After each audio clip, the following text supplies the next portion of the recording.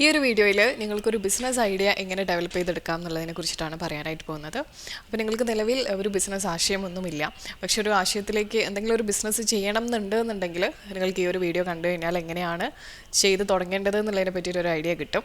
ഇതിലെ ഏറ്റവും ആദ്യത്തെ കാര്യം എന്ന് പറയുന്നത് നിങ്ങളൊരു മാർക്കറ്റിൽ അതിൻ്റെ ഒരു ആവശ്യമുണ്ട് അല്ലെങ്കിൽ ഒരു പ്രോബ്ലം ഉണ്ട്, അതിന് പറ്റിയൊരു സൊല്യൂഷനായിട്ട് നിങ്ങൾ ഒരു ബിസിനസ് ആശയം കൊണ്ടുവരികയാണെന്നുണ്ടെങ്കിൽ ഒബ്വിയസ്ലി അതൊരു നല്ല ഓപ്പർച്യൂണിറ്റി ആയിരിക്കും. അപ്പോൾ ഇതിനായിട്ട് നിങ്ങൾക്ക് മാർക്കറ്റ് റിസർച്ച് കണ്ടക്ട് ചെയ്യാം, സർവേസ്, ക്വസ്റ്റ്യനേഴ്സ്, ഇൻ്റർവ്യൂസ് ഒക്കെ ഉപയോഗിച്ചുകൊണ്ട് കസ്റ്റമേഴ്സിൻ്റെ ആവശ്യം എന്താണെന്നുള്ളത്, അവരുടെ പ്രിഫറൻസസ് എന്താണെന്നുള്ളത് മനസ്സിലാക്കാനായിട്ട് പറ്റും. കസ്റ്റമേഴ്സിനെ ഇൻ്റർവ്യൂ ചെയ്യുകയാണെന്നുണ്ടെങ്കിൽ അവരുടെ പെയിൻ പോയിൻറ്റ്സ് എന്താണെന്നുള്ളത് മനസ്സിലാക്കിയിട്ട് അതിനനുസരിച്ചിട്ടുള്ള സൊല്യൂഷൻസ് നമുക്ക് പ്രൊഡക്റ്റ് ആയിട്ടോ സർവീസസ് ആയിട്ടോ ഓഫർ ചെയ്യാനായിട്ട് സാധിക്കും. ഇനി അതും അല്ലാന്നുണ്ടെങ്കിൽ മാർക്കറ്റ് റിസർച്ച് ഫേംസിൻ്റെ റിപ്പോർട്ട്സ് റിവ്യൂ ചെയ്യുകയാണെന്നുണ്ടെങ്കിൽ എന്താണ് നിലവിലെ ട്രെൻഡ് എന്നുള്ളത്, അതുപോലെ തന്നെ എന്തൊക്കെയാണ് മാർക്കറ്റിലുള്ള ഗ്യാപ്സ് എന്നുള്ളത് മനസ്സിലാവും. അപ്പോൾ അത് നിങ്ങൾക്ക് നിങ്ങളുടെ ബിസിനസ് വെച്ചിട്ട് ഫില്ല് ചെയ്യാനായിട്ട് സാധിക്കും. ഇനി അതുപോലെ തന്നെ മറ്റൊരു ഓപ്ഷനാണ് നിങ്ങളുടെ പേഴ്സണൽ എക്സ്പീരിയൻസിൽ നിന്ന്, അല്ലെങ്കിൽ നിങ്ങൾ ഒബ്സർവ് ചെയ്തിട്ടുണ്ട് ചില പ്രോബ്ലംസ്, അല്ലെങ്കിൽ ചിലപ്പോൾ ചില സംഗതികൾ ഉണ്ടാവുമല്ലോ, നമ്മളൊരു പ്രൊഡക്റ്റ് യൂസ് ചെയ്തു പക്ഷെ നമുക്കത് അങ്ങോട്ട് ശരിയാവുന്നില്ല, നമ്മൾ ഉദ്ദേശിച്ച പോലെ അതങ്ങോട്ട് വർക്കാവുന്നില്ല എന്നുണ്ടെങ്കിൽ നമ്മൾ ഓൾറെഡി ആ ഒരു നീഡ് പേഴ്സണൽ എക്സ്പീരിയൻസിലൂടെ മനസ്സിലാക്കി കഴിഞ്ഞു, അല്ലെങ്കിൽ ആ ഒരു ഒബ്സർവേഷനിലൂടെ മനസ്സിലാക്കി കഴിഞ്ഞു. അപ്പോൾ ഇങ്ങനെയുള്ള പ്രോബ്ലംസ് നിങ്ങൾക്ക് ഐഡൻറ്റിഫൈ ചെയ്തിട്ട് അതിനൊരു സൊല്യൂഷൻ എന്നുള്ള രീതിയിൽ ഒരു ബിസിനസ് ഐഡിയ ഡെവലപ്പ് ചെയ്തെടുക്കാനായിട്ട് സാധിക്കും. അപ്പോൾ നിങ്ങളോ അല്ലെങ്കിൽ നിങ്ങളുടെ ചുറ്റുള്ള ആളുകളോ ഇത്തരത്തിലുള്ള പ്രോബ്ലംസ് ഫേസ് ചെയ്യുന്നുണ്ടെന്നുണ്ടെങ്കിൽ അതിനൊരു സൊല്യൂഷൻ എന്നുള്ളതാണ് നമ്മളിവിടെ ഒരാശയമായിട്ട് കൊണ്ടുവരുന്നത്. രണ്ടാമതായിട്ട് നിങ്ങൾക്ക് ചെയ്യാൻ പറ്റുന്ന ഒരു കാര്യം എന്ന് പറയുന്നത് മാർക്കറ്റ് അനലൈസ് ചെയ്യുക എന്നുള്ളതാണ്. നിങ്ങളുടെ ടാർഗറ്റ് ഓഡിയൻസിനെ നിങ്ങളൊന്ന് ഡിഫൈൻ ചെയ്ത് വെക്കുക. അതായത് നിങ്ങളുടെ പ്രൊഡക്ട്സ് അല്ലെങ്കിൽ നിങ്ങൾ ഒരു ബിസിനസ് പ്ലാൻ ചെയ്യുന്നത് ഇത്തരത്തിലുള്ള ഈ ഏജ് ഗ്രൂപ്പിലുള്ള അല്ലെങ്കിൽ ഇന്ന ജെൻഡറിലുള്ള ഇന്ന ഇൻകം ലെവലിലുള്ള ഇന്ന എഡ്യൂക്കേഷനിലുള്ള ഇന്ന ഒക്യുപ്പേഷനിലുള്ള ആളുകൾക്കാണ് എന്നുള്ള രീതിയിൽ നിങ്ങൾക്കൊരു ഡെമോഗ്രാഫിക്സ് സെറ്റ് ചെയ്യാം. അതുപോലെ തന്നെ അവരുടെ ലൈഫ് സ്റ്റൈൽ ഇങ്ങനെ ആയിരിക്കും, വാല്യൂസ് ഇങ്ങനെ ആയിരിക്കും, ഇൻട്രസ്റ്റ് ഇന്നതിലൊക്കെ ആയിരിക്കാം, ആറ്റിറ്റ്യൂഡ്സ് ഇങ്ങനെ ആയിരിക്കും, ഇങ്ങനെയുള്ള സൈക്കോഗ്രാഫിക്സിനെ പറ്റിയിട്ടും നമുക്കൊരു ഐഡിയ ഉണ്ടാക്കി വെക്കാം. ഇങ്ങനെ നിങ്ങളുടെ ടാർഗറ്റ് ഓഡിയൻസിനെ നിങ്ങളൊന്ന് ഡിഫൈൻ ചെയ്ത് വെക്കാം. അതിനുശേഷം ഡയറക്റ്റ് ആയിട്ടുള്ളതും ഇൻഡയറക്റ്റ് ആയിട്ടുള്ള കോമ്പറ്റീറ്റേഴ്സിനെ ഐഡൻറ്റിഫൈ ചെയ്യുക എന്നുള്ളതാണ്. അപ്പം മേ ബി നിങ്ങൾ ഒരു അത്യാവശ്യം ഓൾഡ് ഏജ് ഗ്രൂപ്പിലുള്ള ആളുകളെയാണ് നിങ്ങൾ ടാർഗറ്റ് ചെയ്യുന്നതെന്ന് വിചാരിക്കാം. അപ്പോൾ അതിനനുസരിച്ചിട്ട് മേ ബി നിങ്ങൾ ലൈഫ് സ്റ്റൈൽ പ്രൊഡക്ട്സ് ആണ് സെല് ചെയ്യാൻ ഉദ്ദേശിക്കുന്നത് വെച്ചാൽ അതിനകത്തുള്ള ഡയറക്റ്റ് ആൻഡ് ഇൻഡയറക്റ്റ് കോമ്പറ്റീറ്റേഴ്സ് ആരൊക്കെയാണെന്നുള്ളത് നോക്കുക. എന്തൊക്കെയാണ് അവരുടെ സ്ട്രെങ്ത്ത്, എന്തൊക്കെയാണ് അവരുടെ വീക്ക്നെസ്, എന്തൊക്കെ ഓപ്പർച്യൂണിറ്റീസ് ഉള്ളതായിട്ടാണ് നമുക്ക് തോന്നുന്നത്, എന്തൊക്കെ ത്രെറ്റ്സ് ആണ് തോന്നുന്നതെന്ന് വെച്ചാൽ ഇത്തരത്തിലുള്ള ഒരു SWOT അനാലിസിസ് നിങ്ങൾ ചെയ്യാം. അപ്പോൾ നമുക്ക് മനസ്സിലാവും എന്താണ് അതിനകത്തുള്ള ഒരു സ്കോപ്പ് എന്നുള്ളത്.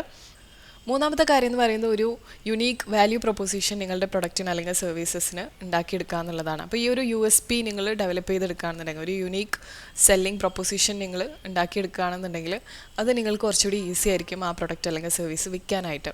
അപ്പോൾ നിങ്ങൾ ബാക്കിയുള്ള കോമ്പറ്റീറ്റേഴ്സിൽ നിന്ന് ഒന്ന് വേറിട്ട് നിൽക്കുന്ന രീതിയിൽ നിങ്ങളുടെ ബിസിനസ് ഐഡിയ ഡെവലപ്പ് ചെയ്യുക എന്നുള്ളതാണ് ഇതിനകത്ത് ചെയ്യുന്ന കാര്യം. അപ്പോൾ എല്ലാവരും എന്താ ചെയ്യുന്നതെന്ന് വെച്ച് കഴിഞ്ഞാൽ അതിനകത്ത് നമുക്ക് ഇനി ഒരു സ്റ്റെപ്പ് മുകളിൽ നിൽക്കാനായിട്ട് നമുക്ക് എന്താണ് ചെയ്യാൻ പറ്റുക എന്നുള്ളത് നോക്കിയിട്ട് അതിനനുസരിച്ച് ചെയ്യാം.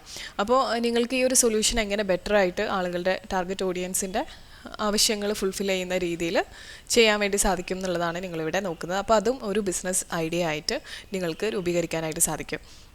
ഇതിൽ തന്നെയുള്ള രണ്ടാമത്തെ കാര്യമാണ് ബെനിഫിറ്റ് അനാലിസിസ് കണ്ടക്ട് ചെയ്യുക എന്നുള്ളത്. നിങ്ങളുടെ ബിസിനസ് എന്തൊക്കെ ബെനിഫിറ്റ്സ് ആണ് പ്രൊവൈഡ് ചെയ്യുന്നത് എന്നുള്ളത് ക്ലിയർലി മെൻഷൻ ചെയ്യാം.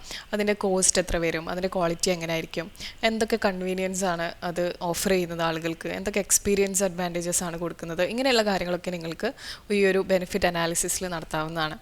ഇനി നാലാമതായിട്ട് നിങ്ങൾക്ക് ഈ ഐഡിയ ഒന്ന് വാലിഡേറ്റ് ചെയ്തെടുക്കണം. അതായത് നിങ്ങൾ ഇപ്പോൾ ഒരു പ്രൊഡക്റ്റാണ് ഉദ്ദേശിച്ചതെന്നുണ്ടെങ്കിൽ ഒരു മിനിമം വ്യായബിൾ ആയിട്ടുള്ള ഒരു പ്രൊഡക്റ്റ് നിങ്ങൾ ഡെവലപ്പ് ചെയ്തെടുക്കുക. അതായത് നിങ്ങളുടെ പ്രൊഡക്റ്റിൻ്റെ ഏറ്റവും ബേസിക് വേർഷൻ നിങ്ങൾ ഒന്ന് ഡെവലപ്പ് ചെയ്തെടുക്കുകയാണ്, അത് എത്രത്തോണ്ട് വർക്കാവും എന്നുള്ളത് മനസ്സിലാക്കാനായിട്ട്.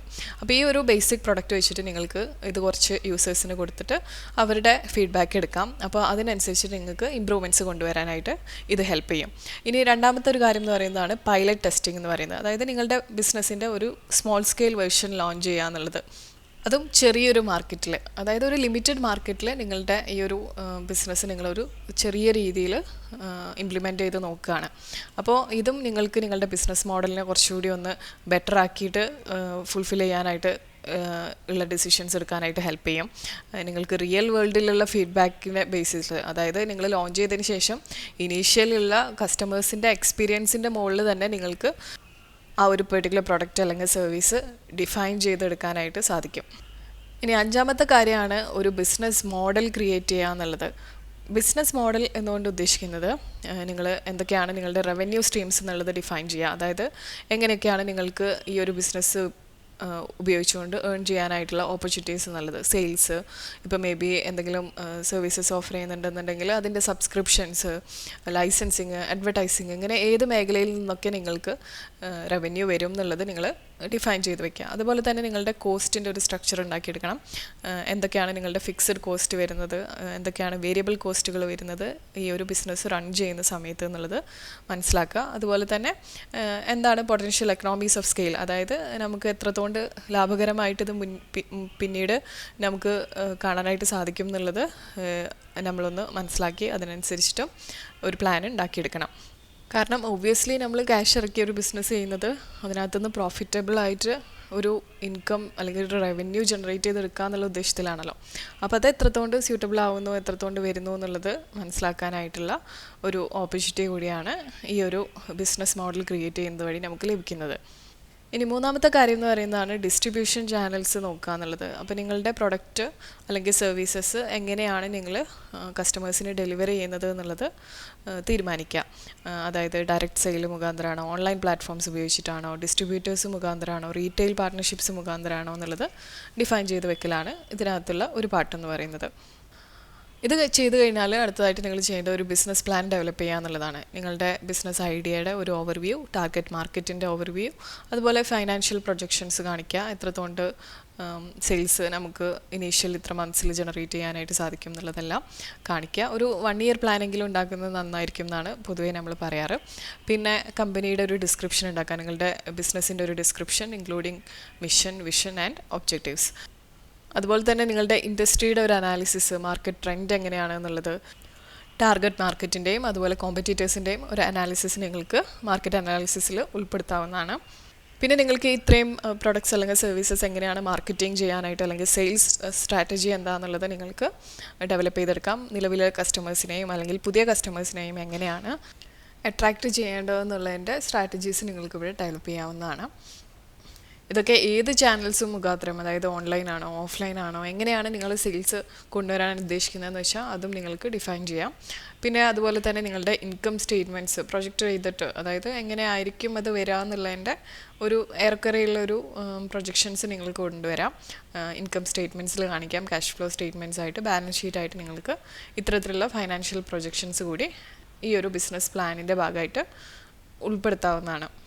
ഏഴാമതായിട്ട് ഇതിൻ്റെ ലീഗൽ കൺസിഡറേഷൻസ് ആണ്. അതായത് നിങ്ങൾ ഈ ഒരു ബിസിനസ് എങ്ങനെയാണ് എക്സിക്യൂട്ട് ചെയ്യാനായിട്ട് പോകുന്നതെന്നുള്ളത്. അതായത് സോൾ പ്രൊപ്പറേറ്റർഷിപ്പാണോ, പാർട്ണർഷിപ്പാണോ, പ്രൈവറ്റ് ലിമിറ്റഡ് കമ്പനിയാണോ, എങ്ങനെയാണ് നിങ്ങളുടെ ഈ ഒരു ബിസിനസ്സിൻ്റെ സ്ട്രക്ചർ എന്ന് വെച്ച് കഴിഞ്ഞാൽ അത് പ്ലാൻ ചെയ്യുക. അതിനുശേഷം അത് രജിസ്റ്റർ ചെയ്യുക റിലവൻറ്റ് അതോറിറ്റീസിൽ വെച്ചിട്ട്. നിങ്ങൾ GST രജിസ്ട്രേഷൻ എടുക്കണമെങ്കിൽ അതെടുക്കാം.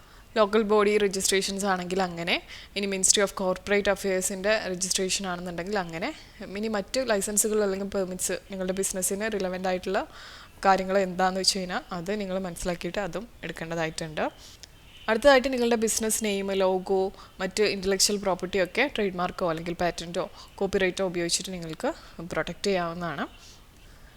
അടുത്തതാണ് ഫണ്ടിങ് യുവർ ബിസിനസ്. അതായത് നിങ്ങളുടെ ബിസിനസ്സിന് എങ്ങനെയാണ് ഫണ്ട് ചെയ്യേണ്ടതെന്നുള്ളത് നിങ്ങൾ തീരുമാനിക്കുക. സെൽഫ് ഫണ്ടിങ് ആണോ, നിങ്ങളുടെ തന്നെ പേഴ്സണൽ സേവിങ്സിൽ നിന്നോ അല്ലെങ്കിൽ ഫ്രണ്ട്സിൻ്റെയോ ഫാമിലിയുടെ കയ്യിൽ നിന്നോ സോഴ്സ് ചെയ്യുന്നത് നിങ്ങൾക്ക് ഈ ഒരു സെൽഫ് ഫണ്ടിങ് എന്ന് പറഞ്ഞിട്ടുള്ള ഓപ്ഷനിൽ കൊണ്ടുവരാൻ പറ്റും. പിന്നെ അതുപോലെ തന്നെ എക്സ്റ്റേണൽ ഫണ്ടിങ് ആണ്, മറ്റ് ഇൻവെസ്റ്റേഴ്സിൻ്റെ കയ്യിൽ നിന്നാണ് ഫണ്ട്സ് വരുന്നത് എന്നുണ്ടെങ്കിൽ, ഇനി അതല്ല ലോണായിട്ടാണ് നിങ്ങൾ ബിസിനസ്സിന് ഫണ്ട് ചെയ്യാൻ ഉദ്ദേശിക്കുന്നതെന്ന് വെച്ച് കഴിഞ്ഞാൽ അതെല്ലാം അതിൻ്റെ സ്കോപ്പുകൾ നിങ്ങൾക്ക് ഇതിനകത്ത് കൺസിഡർ ചെയ്യാവുന്നതാണ്. അടുത്തത് നിങ്ങളുടെ പ്രൊഡക്റ്റിൻ്റെ ഒരു വർക്കിംഗ് മോഡൽ ക്രിയേറ്റ് ചെയ്യുക എന്നുള്ളതാണ്. അതായത് ഒരു പ്രോട്ടോടൈപ്പ് ക്രിയേറ്റ് ചെയ്യുക എന്ന് പറയും.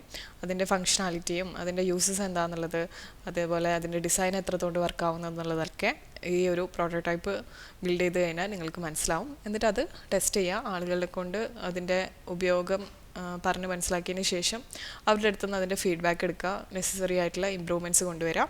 അപ്പോൾ ഇങ്ങനെ നിങ്ങൾക്ക് നിങ്ങളുടെ പ്രൊഡക്റ്റ് റിഫൈൻ ചെയ്ത് ഒരു ബേസ് മോഡലിൽ നിന്ന് ഒരു 100% ബെസ്റ്റ് ആയിട്ടുള്ളൊരു മോഡലിലേക്ക് നിങ്ങൾക്ക് കൊണ്ടുവരാനായിട്ട് സാധിക്കും. അപ്പോൾ അതിന് ശേഷം നിങ്ങൾക്ക് നിങ്ങളുടെ ബിസിനസ് ലോഞ്ച് ചെയ്യാം. അതിനുശേഷം സ്കെയിൽ ചെയ്യാം. അതായത് കൂടുതൽ ഗ്രോത്ത് ആൻഡ് ഡെവലപ്മെൻറ്റിലേക്ക് പോകാവുന്നതാണ്. അപ്പോൾ ഇനീഷ്യലി നിങ്ങളുടെ ബിസിനസ് സ്മോൾ സ്കെയിലായിട്ട് മാർക്കറ്റ് റെസ്പോൺസ് അറിയാനായിട്ട് ഒരു ചെറിയ രീതിയിൽ ഒരു സോഫ്റ്റ് ലോഞ്ച് ചെയ്യാം.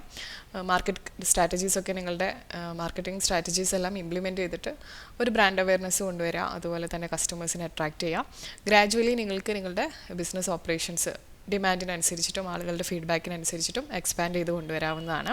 അപ്പോൾ എപ്പോഴും ആ ഒരു പ്രൊഡക്റ്റിൻ്റെ എഫിഷ്യൻസി കൂട്ടുന്ന രീതിയിലും അതുപോലെ തന്നെ കസ്റ്റമേഴ്സ് 100% സാറ്റിസ്ഫൈഡ് ആണ് എന്നുള്ള ഒരു ഉറപ്പിലായിരിക്കണം നിങ്ങൾ സ്കെയിൽ ചെയ്യേണ്ടത്.